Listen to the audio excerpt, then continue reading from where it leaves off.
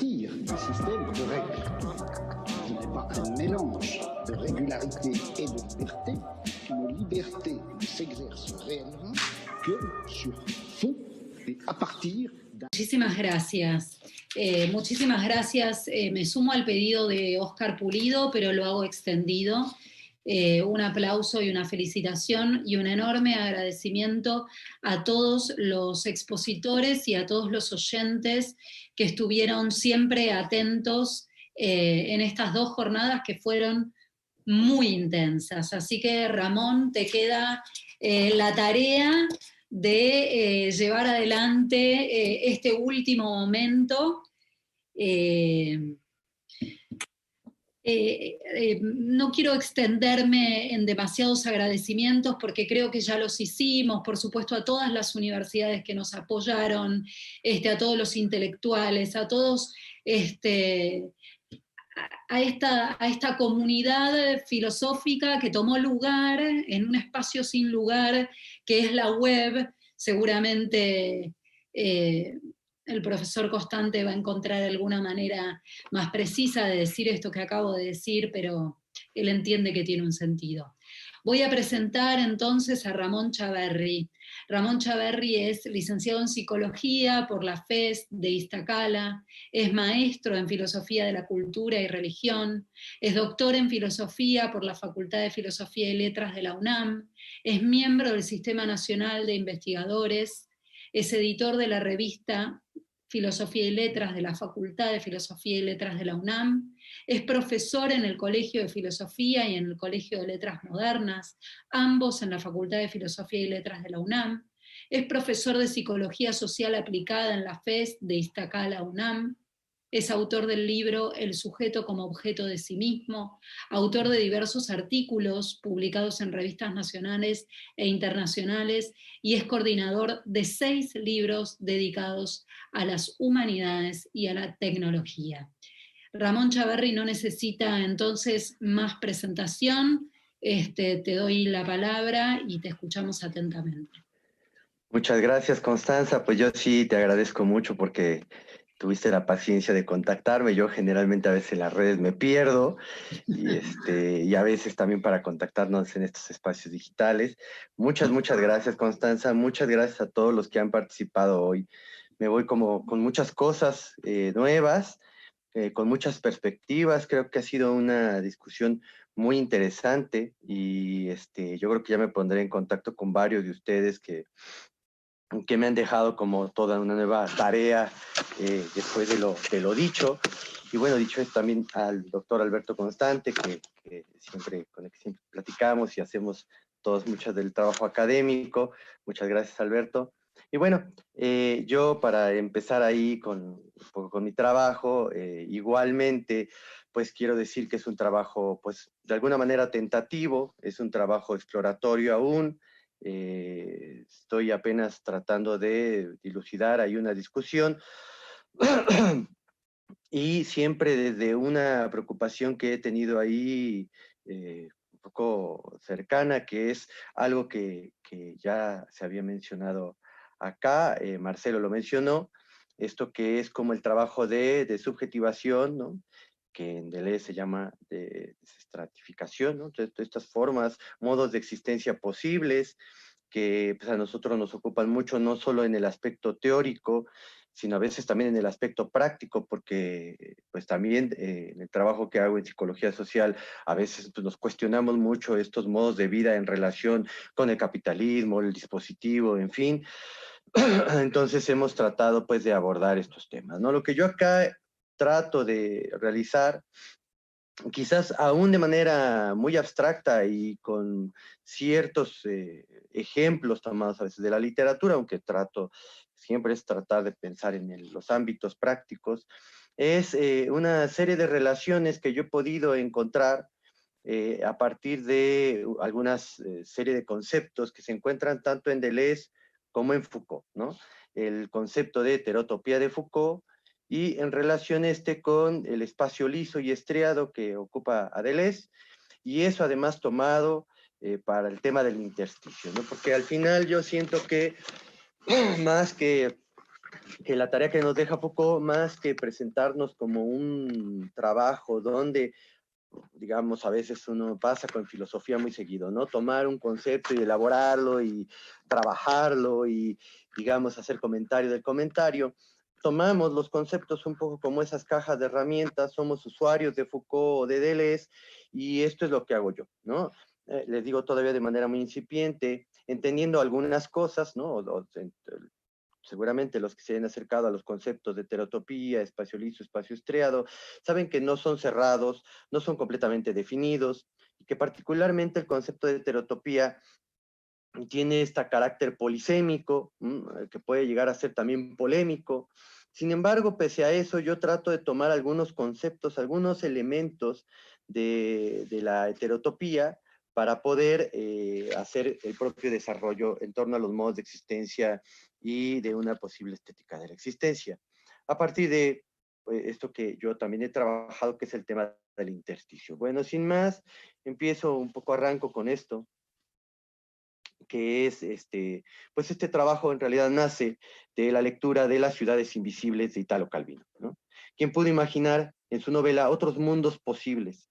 Ciudades enclavadas en ciudades, ciudades flotantes, ciudades hechas para muertos, ciudades hechas por los muertos, ciudades sin fronteras, ciudades que de lejos parecen moscas, ciudades que acaban de romper un jarrón. Sí, leer Las ciudades invisibles a veces resulta una experiencia muy cercana a leer las palabras y las cosas, ¿no? Cuando se hace todo este ejercicio, ¿no?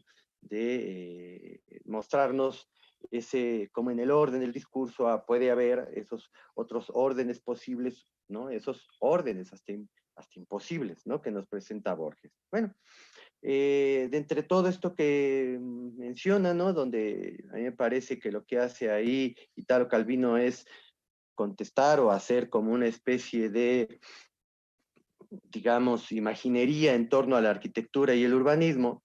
Hay una parte que me gusta mucho y que habría que, de esa novela, es una frase muy pequeña, pero muy significativa, ¿no? Dice Italo Calvino: las ciudades son como los sueños, están construidas de deseos y miedos. Y claro, es así, ¿no? Pero podríamos lanzar esta pregunta: ¿qué deseos? ¿No?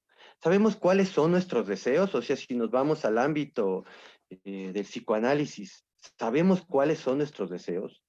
¿No es acaso que el deseo es hoy día lo más manipulado, lo más alienado, lo que menos tenemos, ¿no? Con estos temas del goce.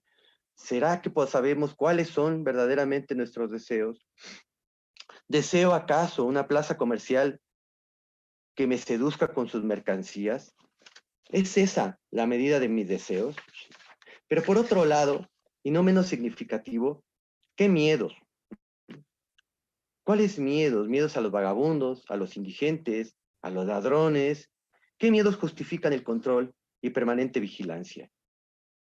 ¿Cuentan, por ejemplo, esos miedos ficticios como ese que muestra Kafka en La construcción de la muralla china, donde se habla de esos nómadas inexistentes, por otro lado, pero que se están en medio de la nada? ¿Qué miedos? ¿Qué deseos? Quizás es necesario replantearnos lo segundo y aclararnos lo primero, ¿no? ¿De qué deseos estamos hablando? ¿De qué miedos estamos hablando? Pero en sentido inverso, las formas de vida resultantes de estas ciudades, en teoría que resuelven miedos y deseos, no generan otros miedos, no frustran otros deseos. ¿No es acaso que nos hacen profundamente infelices, que roban nuestra potencia, que se han convertido en espacios policíacos, cuadriculados, espacios con formas horrendas, cuya única función es el consumo y el gobierno? Este hecho patente no ha pasado desapercibido para el pensamiento.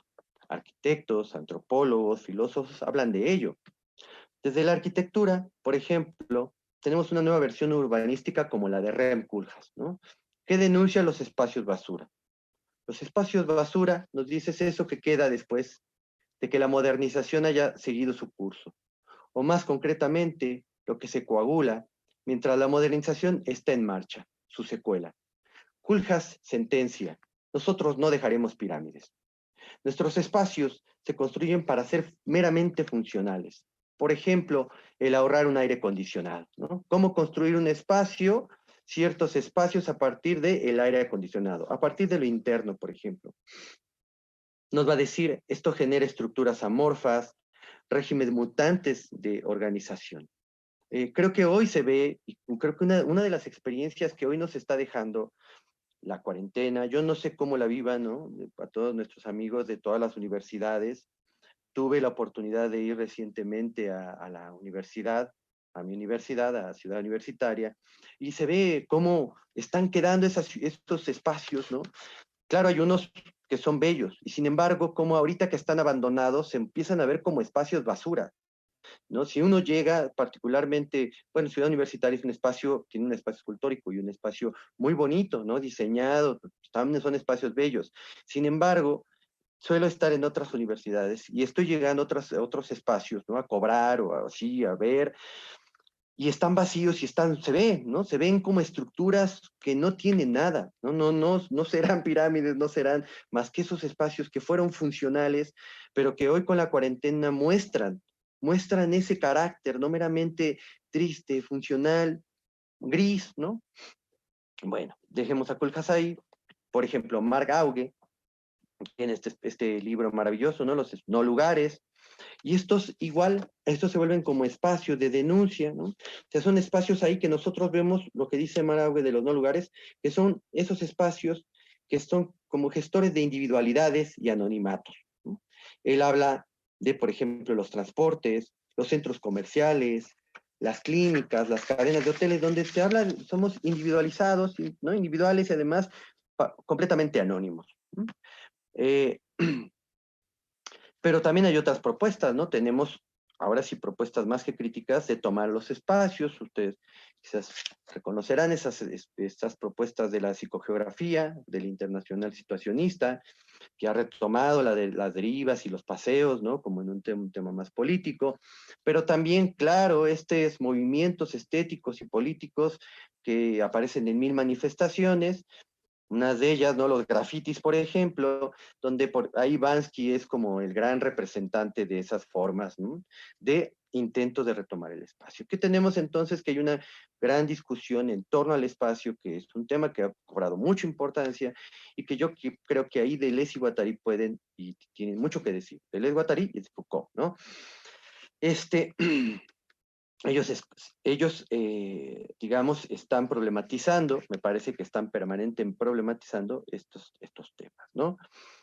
Si pensamos desde Foucault, bueno, nos daremos cuenta que estudiar su obra supone avanzar por lugares insospechados, ¿no? Cuarteles, prisiones, manicomios, espacios, de hecho, poco visitados por la filosofía, más acostumbrada a cátedras, palestras, jardines. Bueno, Deleuze nos va a apuntar en esos cursos, en los cursos que tiene sobre Foucault, el curso sobre el saber, la importancia que para Foucault tuvieron las estructuras arquitectónicas como el hospital y la prisión. La tesis de Deleuze es que Foucault tiene como principio filosófico preguntarse por las condiciones de decibilidad y visibilidad. Es en esa indagatoria que se encuentra con la importancia de las estructuras arquitectónicas y los urbanismos. Siempre según Deleuze, para Foucault, estas representan máquinas de luz, pues la arquitectura es la instauración de un campo de visibilidad. El hospital, históricamente, no solo fue el lugar donde se veía a los locos, sino donde se hacía resplandecer la locura. Me gusta lo que hace Deleuze porque, por ejemplo, al hablar de la visibilidad, señala aspectos personales de Foucault, ¿no? Como el hecho de no ver bien. Y dice, Foucault estaba muy interesado por la visibilidad y utiliza siempre estas palabras, resplandecer, refulgir. Muy interesante este detalle, ¿no? Que ve Deleuze en Foucault. Bueno, dice, la locura resplandece en esos lugares. En ese sentido, la arquitectura del hospital esculpe la luz. La arquitectura es importante como máquina de visibilidad, pues las formaciones históricas ven lo que son capaces de ver, que es todo lo que vemos cuando vemos o leemos la arqueología, digo, las palabras y las cosas, eso es, ¿no? Hay como ciertas condiciones de posibilidad para ver y decir. Dice, esta interpretación de Deleuze recoloca el tema de las estructuras arquitectónicas, que antes se encontraban modestamente situados como un elemento más del dispositivo. Recuerden, ¿no? En ese textito del juego de Michel Foucault, ¿no? Aparece como, ¿no? Como ese conjunto heterogéneo donde habla de discursos, instituciones, instalaciones arquitectónicas, decisiones reglamentarias, leyes, medidas, en fin. O sea, pone muchos elementos Foucault para hablar del dispositivo, pero una de ellas justo son las estructuras arquitectónicas, que aquí me parece que Deleuze les pone un lugar mucho más importante, ¿no? Bueno, un trabajo exhaustivo espera aquella investigación que haga el recorrido de todas las referencias espaciales que utiliza Foucault inscritas bajo la indagatoria de los dispositivos. O sea, Foucault en cada ocasión cuando uno entra en sus libros, a los seminarios, siempre está permanentemente el tema del espacio, ¿no? Bueno, acá se toma la discusión que surge de unos cuantos textos de Foucault, pero que es centrales estos textos porque hablan de un posicionamiento político respecto al espacio. Nos referimos de aquellos textos donde se aborda las heterotopías. No los iré desglosando todos, sino voy a presentar como el conjunto de las intuiciones, que ya les digo y adelanto, es polisémico, ¿no? Y polémico. Bueno, entre 1966 y 1967, Foucault es invitado a pronunciar una conferencia frente al Círculo de Estudios Arquitectónicos de París. En ella proponía una nueva analítica de los espacios en relación con el poder que había bautizado como heterotopología. Esta nueva ciencia plantearía el problema de los contraespacios, o espacios otros, o heterotopías, que tenían por función, y esto es importante, ¿no?, impugnar a las utopías como idealidades e inexistencias. O sea, recordemos, la utopía puede ser como un buen lugar o un lugar inexistente. Recordando un poco, porque este término no aparece de la nada. Ya en Las palabras y las cosas, lo había señalado al principio, bueno, Foucault menciona a Borges, que cita a esta enciclopedia en un cuento, en la prosa de John Wilkins, cita esa hipotética, esa imaginaria enciclopedia, y ahí hablaba de la heterotopía, ¿no? En esos términos mencionaba cómo la contraponía con la utopía ya, a la heterotopía. Si la utopía se encontraría, según Foucault, en la línea recta del discurso, mientras que la heterotopía arruinaba la sintaxis y lo que mantenía juntas a las palabras y las cosas. Lo que al mismo tiempo, o sea, ellos representaban un desorden que al mismo tiempo permitía entrever una plétora de otros órdenes posibles, ¿no? Eso era la heterotopía, por lo menos en Las palabras y las cosas. En la entrevista se plantea desde el espacio, ¿no? Y va a haber una reformulación del propio trabajo de Foucault, mientras que en las utopías suponían espacios sin un lugar real, ¿no? Las heterotopías serían lugares reales, pero no convencionales, ¿no? De manera análoga, así como las idealidades metafísicas, por ejemplo, el alma, fue impugnada por Foucault, hablando del cuerpo, ¿no? Él empieza a hablar del cuerpo en contraposición, ¿no? O presentando al cuerpo como algo que mereció un análisis importante, ¿no? En contraposición con el alma. De la misma manera, él impugna las utopías con las heterotopías, ¿no?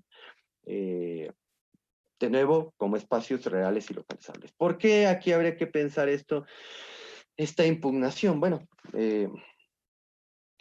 hay varias impugnaciones que se dan a lo largo del trabajo en Foucault, en este tema de la heterotopía. O sea, no solo se impugna a la utopía, sino a lo mismo, a eso que va a llamar espacios de lo mismo. Y en esas impugnaciones se dan, pues porque en primer lugar a veces las utopías nos hablan de continuidades, ¿no? La utopía hace imposible pensar las fracturas, mientras que las heterotopías revelan multiplicidades y hay un término ahí que es interesante, que es la iancia, ¿no? Que es un término mucho más psicoanalítico, pero que Foucault lo menciona en la experiencia del afuera, ¿no? En el pensamiento del afuera, él retoma este tema de la ayancia, así aparece, y pues claro, como esas fracturas, ¿no? Como esas franjas, como esas cosas que están dentro de eso que parece lo continuo, ¿no? Entonces, respecto a estos espacios, ya lo señalaba yo, ahorita que vamos a ver cómo se define las heterotopías, lo que vemos es que hay una polisemia de eso que dice Foucault en torno a la heterotopía, ¿no? Y hasta cierto punto, te vuelvo a afirmar, polémico, ¿no? En realidad es un término que Foucault utiliza e inserta en una red de debates políticos y cuestionamientos epistemológicos, entendámoslo así, ¿no? Porque nunca podemos entenderlo nada más de una forma, pero a partir de esa forma yo tomaré algunos aspectos, ¿no? En otras palabras, ¿no? Recordando un poco a Aristóteles, ¿no? Podemos decir, la heterotopía se dice de muchas maneras, ¿vale? Pues esta observación sí se hace necesario encontrar en esa multiplicidad una reflexión general. Entonces, lo recogido en los diferentes textos alrededor de las heterotopías, podemos decir, y así es, muy plural, pues, las heterotopías son unidades espaciotemporales donde se es y no se es, o donde se es otro, por ejemplo, como el espejo, el cementerio o el prostíbulo, ¿no? Las heterotopías tienen un carácter de espacio otro, frente a los espacios de lo mismo, vamos a ver, ¿no? Mientras que los espacios de lo mismo, para Foucault los espacios de lo mismo, es donde la vida acontece en su cotidianidad, en su normalidad, en su regularidad, como las casas, las fábricas, las escuelas, por ejemplo, donde se transita, estaciones de tren, aeropuertos, o donde se reposa, restaurantes, cines, hoteles, ¿no? Esos son los espacios de lo mismo. Las heterotopías son espacios que transgreden el orden, lo trastocan, que abren fisuras en las convenciones sociales, que son heterogéneos respecto a la cuadriculación dada, que parecen monstruosos pues convocan lo inquietante, lo otro. Las heterotopías tienen ciertas características según sus contextos, porque esto es importante. Aquí, digamos, la heterotopía también depende de contextos, perdón. Entender la heterotopía supone también dar cuenta de los contextos en los cuales se da, ¿no? Entonces, nos dice Foucault, dice, las heterotopías congregan individuos marginales, cambian de función en el curso de la historia y del contexto, juxtaponen emplazamientos incompatibles, abren heterocronías, rupturas de un tiempo tradicional, tienen sistemas de apertura y cierre que, de igual forma y al mismo tiempo, las aíslan y las hacen penetrables, y finalmente crean un espacio de ilusión que tiene la función de hacer ver como más ilusorio aún el espacio real, ¿no? Son muy diversas, y ahorita voy a poner algunos ejemplos. Estas descripciones muestran entonces que la naturaleza del espacio es cambiante y que tiene complicadas y poco definidas relaciones con el espacio de lo mismo. Estas características abren una zona indiferenciada. Eso explica los ejemplos empleados por Foucault.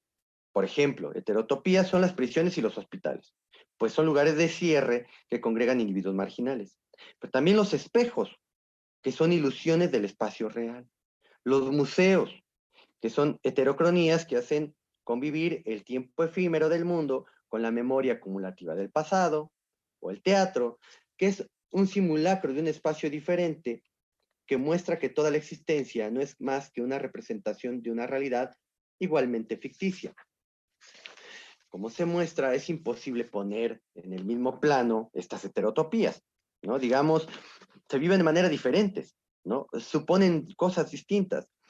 Pero sí hay, digamos, hagamos un primer corte de caja y digamos, frente a este espacio polisémico, sí hay algunas cosas que podríamos decir ya, que es, pues, interpelan a las utopías, ¿no? Porque estos espacios están, de hecho, enclavados dentro de la ciudad, no es que no existan, están ahí, pero por otro lado también interpelan a los espacios impugnan a los espacios de lo mismo, ¿no?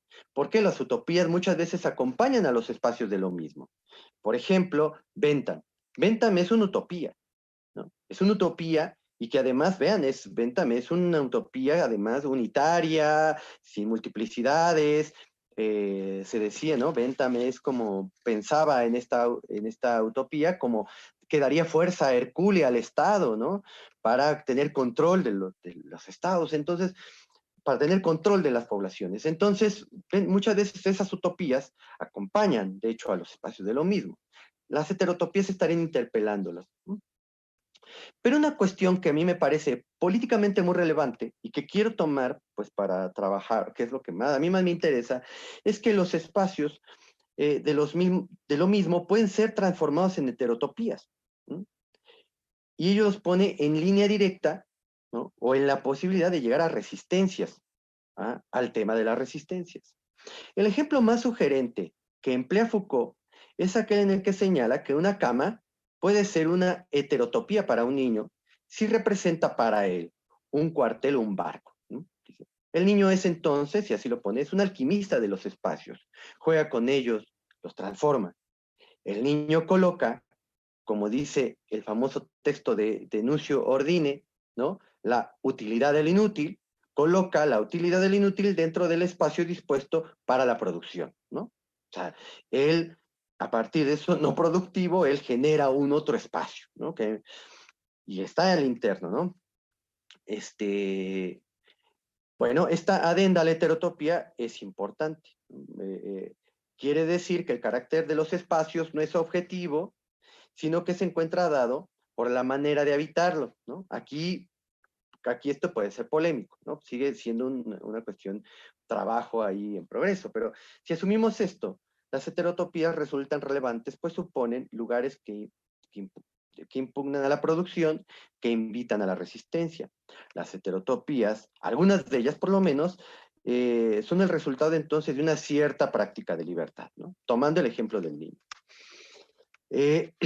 Entonces tenemos rupturas, brechas y ansias. Ello es lo que también caracteriza el pensamiento del afuera, yo lo había dicho, en el trabajo de Foucault, ¿no?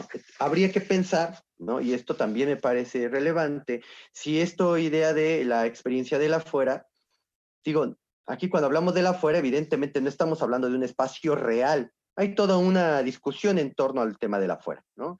De hecho, Agamben contribuye a esa discusión y dice, bueno, por ejemplo, el afuera no sería un espacio justamente en otro lugar, ¿no?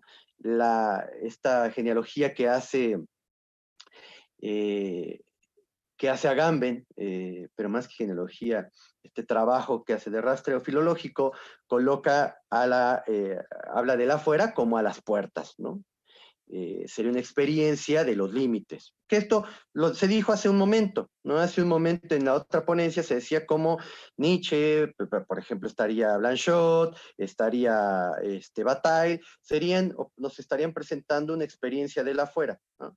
Entonces, no estuviéramos hablando de un espacio afuera, sino que las heterotopías presentan una experiencia del afuera. Bueno, esto puede ser muy discutible, pero parece que es un aspecto a rescatar posteriormente. Bueno, por otro lado, la propuesta de Deleuze y Guattari, como la de Foucault, es muy extensa, ¿no? Recuerden, ¿no? Ya se han dicho aquí, creo que aquí se ha señalado, se ha detallado mucho esta propuesta, pero creo que nunca está de más recordar aspectos generales, ¿no? Plan de consistencia, cuerpos sin órganos, micropolítica, segmentaridad, devenires, juego de territorialidades y desterritorializaciones, en fin, es el despliegue que hace, ¿no? Deleuze y Guattari en Mil Mesetas y en el Antiedipo, para presentarnos una propuesta política pues, que vemos, nos cuesta trabajo todavía dilucidar por completo, ¿no? Bueno, es un tema extenso.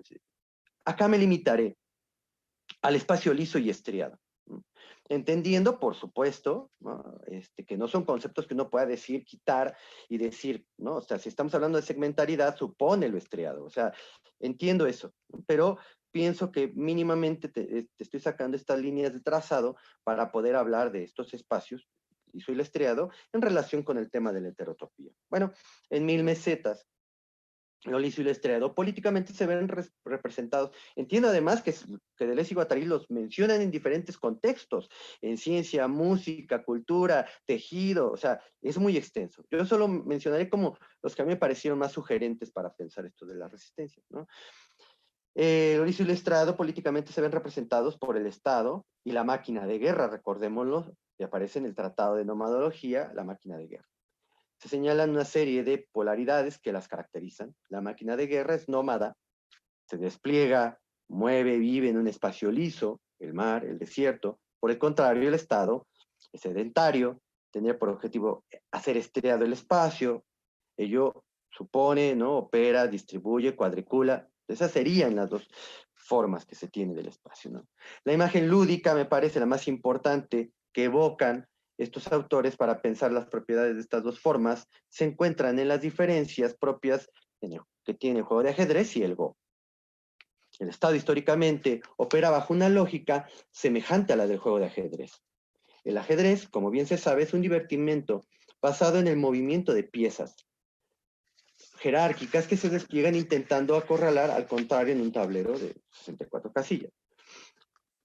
Los grandes estrategas y gobernantes gustan de él porque emula el ejercicio del poder militar y político. La máquina de guerra nómada se encuentra más en consonancia con la lógica del Go. En el Go, una sola y simple pieza puede capturar grupos de fichas del adversario. De tal suerte, cada una puede ser estratégicamente mortal.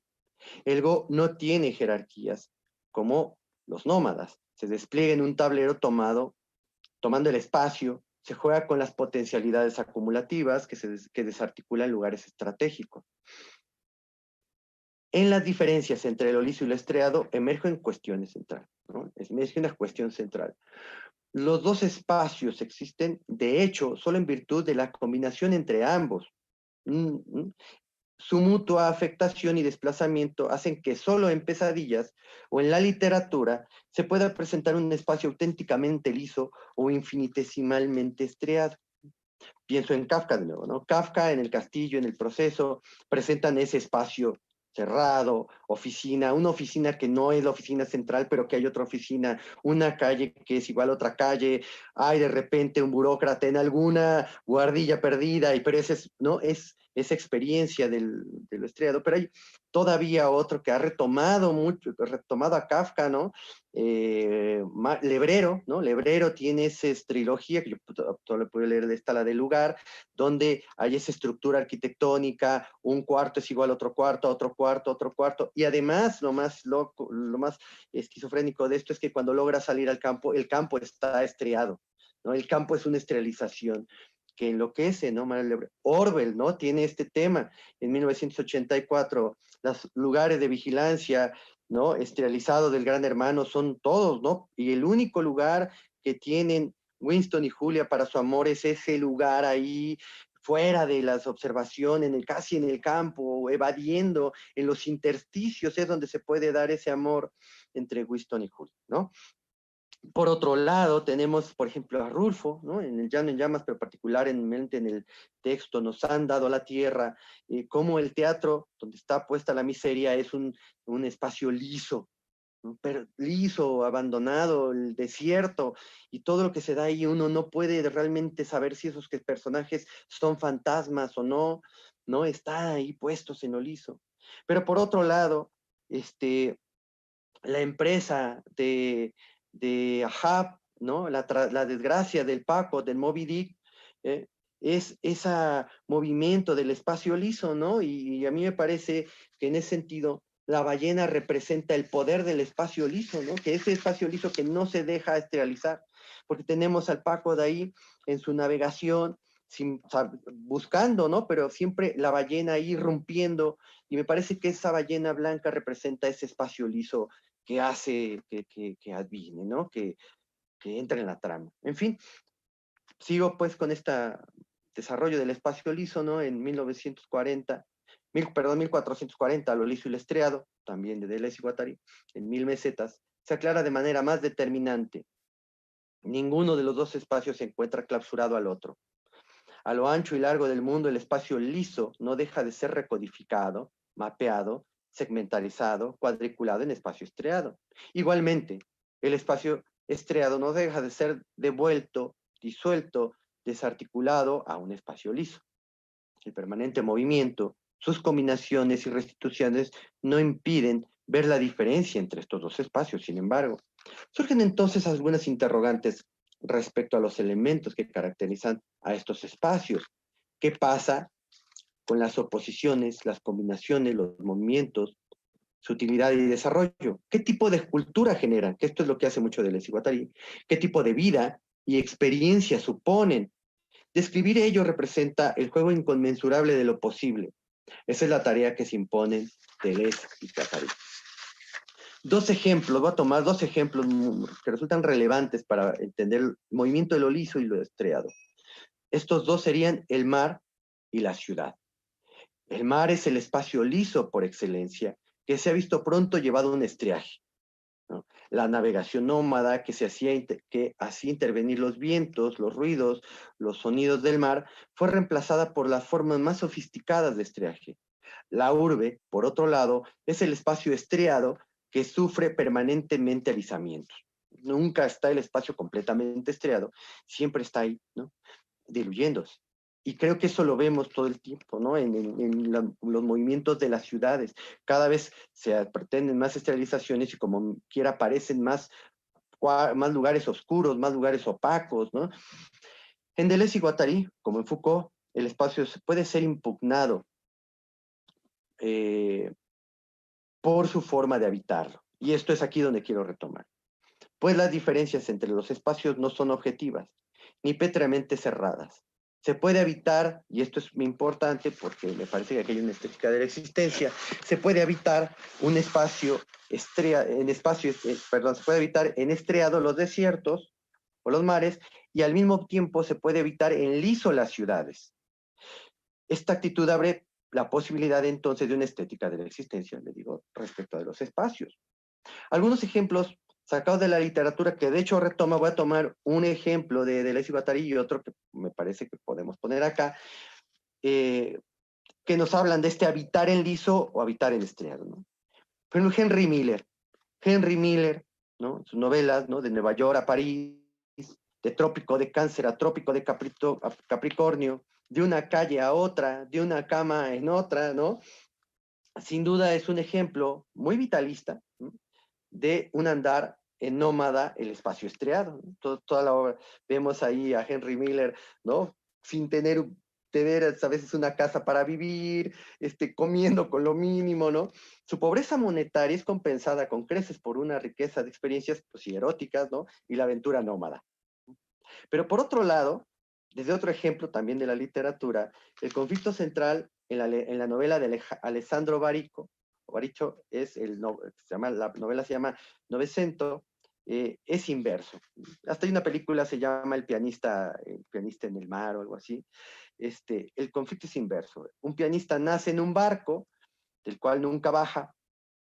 Podemos decir que habita con su música en liso, porque además lo que hace es un tipo de jazz. La gente lo bautiza como jazz lo que hace, pero él tiene una música muy libre, y sin embargo se ve imposibilitado a bajar del barco porque dice que ve a una ciudad, ¿no? Infinitamente estrializada, que al mismo tiempo le parece lisa, ¿no? O sea, así como con las imágenes que da. Pero entonces tenemos dos formas de habitar, ¿no? Entonces, espacialización es el término que permite a Deleuze y Guattari reconocer esas extrañas relaciones y conjunciones desde la mirada del viajante o el nómada. El modo de espacialización, la manera de estar en el espacio, de relacionarse con él, es determinante. Viajar o pensar en liso o estriados son solo algunas de las combinaciones posibles. Respecto a esta forma de viajar, dicen Deleuze y Guattari, incluso la ciudad más estriada segrega espacios lisos, ¿no? Habitar la ciudad de nómada, pone un ejemplo, ¿no? Dicho lo anterior, no está de más señalar que los espacios lisos no son liberadores o salvadores por sí mismos. Sin embargo, tienen condiciones mejores que el espacio estriado, pues en ellos la lucha cambia, se desplaza y la vida reconstruye sus desafíos, afronta nuevos obstáculos, inventa nuevos aspectos, modifica a los adversarios, en fin, esta es una cita de Deleuze y Guattari. Bueno, quiero más o menos ir cerrando. Con esto, lo liso y lo estriado, como se puede entrever, se engarzan con cierta mirada del espacio heterotópico. Vamos a ver, ¿no? Señalemos las diferencias. Y eso que Deleuze y Guattari llaman lo estriado, Foucault correspondería, ¿sí? Particularmente lo estriado, a lo que serían los espacios de lo mismo. Ahí sí lo teníamos como más claro. Son los espacios cuadriculados. Sin embargo, los ejemplos de heterotopía que emplea Foucault en ocasiones refieren a una hiperestrialización, por ejemplo, las prisiones. Por eso yo no vería ahí, o sea, yo vería que eso es, al ser polisémico es problemático, ¿no? Por eso entonces no tendríamos ahí, habría todo un problema ahí a resolver, ¿no? Pero, digamos, hay esto, voy a rescatar entonces propiamente lo que es el espacio, la semejanza entre estos tres pensadores. Un rasgo común es que frente a los espacios se presentan posicionamientos políticos que los transgreden. Es así que se puede, de nuevo, repito, habitar en nómada, el espacio estriado, o ser un niño generando heterotopías. Tal posición merece entonces, creo, y me parece importante, todo un análisis. Pues la lección que nos dejan estos tres pensadores es que no es posible una cuadrícula absoluta, siempre se encuentran aberturas, intersticios, alisamientos, movimientos de resistencia, en fin. Creo que ahí hay toda una discusión que es importante abordar. Para concluir esto, pues lo que nos muestran es que finalmente todas estas reflexiones lo que nos muestran es una crisis de la vida urbana. Nos muestran también que se paga la seguridad y la estabilidad de una vida sedentaria se paga caro, ¿no? Con estas esterilizaciones de los espacios. Creo que lo que nos ha mostrado, no sé cuál sea la experiencia de ustedes en sus ciudades, pero en México el espacio se esterilizó muchísimo. Si uno va al centro, puede casi andar, es casi es muy difícil, es un laberinto entrar ahí, salir de ahí, un poco por todo este ejercicio de poder. Pero por otro lado las plazas siguen funcionando, ¿no? Es muy curioso este movimiento, ¿no? Del capitalismo y al mismo tiempo del control del gobierno. Creo que aquí hay además otro tema que es la gubernamentalidad en relación con la libertad de los estados, ¿no? La libertad, creo que ese sería otro tema, ¿no? Sin duda me parece acá que estas reflexiones, a mí retomé y empecé esta charla con la idea de las ciudades invisibles de Italo Calvino, ¿no? Pienso que, claro, hemos naturalizado una manera de vivir nuestras ciudades, ¿no? De vivirlas, de sufrirlas, de padecerlas. Creo que cuando estos autores nos abren y nos presentan los intersticios, las vidas nómadas, las heterotopías, nos están apuntando a otro modo de vida posible, ¿no? Y nos muestran que otras ciudades invisibles ahí son posibles respecto de nuestras ciudades invivibles. Bueno, pues eso sería lo que tendría que traerles hoy, ¿no? Compartirles hoy. Y bueno, espero sus... Tire du système